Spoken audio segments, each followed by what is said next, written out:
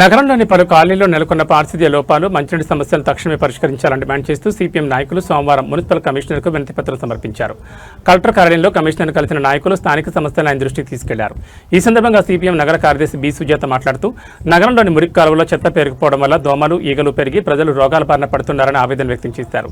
ముఖ్యంగా Doddi Komaraiah Nagar, 80 quarters, RGK apartments, tailors colony, 300 quarters ప్రాంతాల్లో తాగునీటి సరఫరా అస్తవ్యస్తంగా ఉందని, మురికి కాలువల నిర్వహణ దారుణంగా ఉందని మండిపడ్డారు. దొడ్డి కొమరయ్య నగర్ వాసులకు ఇంటి పన్ను రసీదులు ఇప్పిస్తామని చెప్పి గతంలో ఉన్న కార్పొరేటర్, నగర మేయర్ ఒక్కొక్కరి వద్ద 10,000 నుంచి 20,000 వరకు వసూలు చేశారని సుజాత ఆరోపించారు. డబ్బులు తీసుకున్న ఇంతవరకు మున్సిపల్ నుండి ఎలాంటి లబ్ధి చేకూరలేదని కమిషనర్ ప్రత్యేక దృష్టి సారించి నిరుపేదలకు న్యాయం చేయాలని కోరారు. సమస్యలు పరిష్కరించని పక్షంలో రానున్న రోజుల్లో పెద్ద ఎత్తున ఆందోళన చేపడతామని ప్రభుత్వాన్ని హెచ్చరించారు. ఈ కార్యక్రమంలో స్థానికులు సంగీత, లక్ష్మీబాయి, పంచపోల, సరూబాయి, యశోద, రజత్ తదితరులు పాల్గొన్నారు.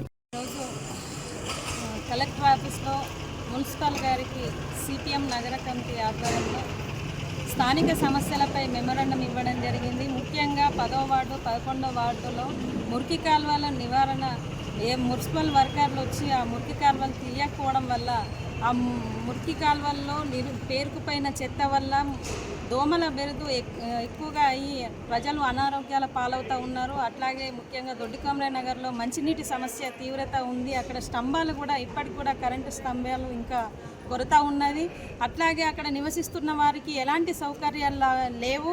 మంచినీటి కోసం ఎండాకాలం మొదలైంది, ఇప్పుడు కొట్టుకు చేస్తున్నారు. అక్కడ ట్యాంకర్లు పంపించినా కూడా మంచినీరు సరిపోవట్లేదు. కాబట్టి మున్సిపల్ కమిషనర్ గారు వీటిపైన ప్రత్యేక దృష్టి పెట్టాలని మేము విజ్ఞప్తి చేస్తూ ఉన్నాం. అట్లాగే గతంలో ఉన్న అధికారులు ఎవరైతే ఉండేనో వార్డు కౌన్సిలర్లు కానీ, నగర మేయర్లు కానీ డబ్బులు వసూలు చేసుకొని మేము ఇంటి ట్యాక్సులు వేపిస్తామని చెప్పేసి ఒక్కొక్కరి దగ్గర 10 నుంచి 20,000 రూపాయలు వసూలు చేసి ఇంటి ట్యాక్సులు వేపిస్తామని చెప్పారు.